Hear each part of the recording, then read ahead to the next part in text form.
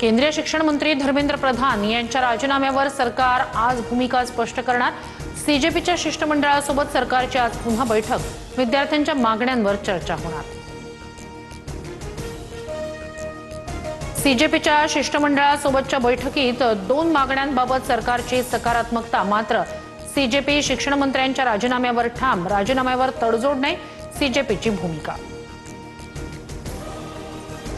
नीट paper फुटीला Dharmendra Pradhan जबाबदार।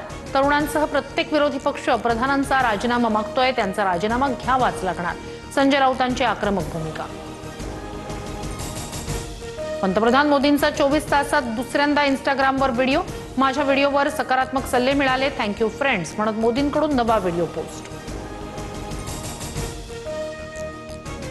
पूर्वीचा काळ आज्ञापालनाचा होता, आजची नवी पिढी प्रश्न विचारते। तरुणांना थेट आदेश किंवा हुकूम देण्याऐवजी त्यांच्याशी संवाद साधणं आवश्यक। सरसंघचालक मोहन भागवत यांची प्रतिक्रिया।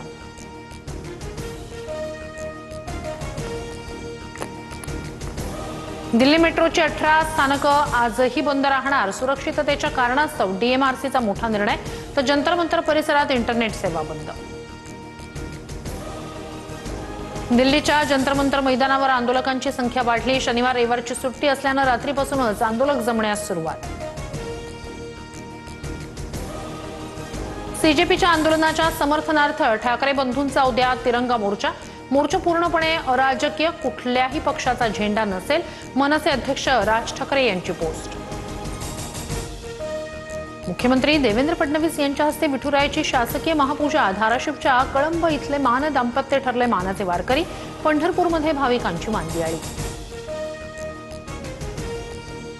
राज्यात आणखी 2 ते 3 दिवस मान्सून सक्रिय राहणार। रायगड, पुणे, साताऱ्याला आज पावसाचा ऑरेंज अलर्ट, तर मुंबईसह ठाण्यात येलो अलर्ट जारी।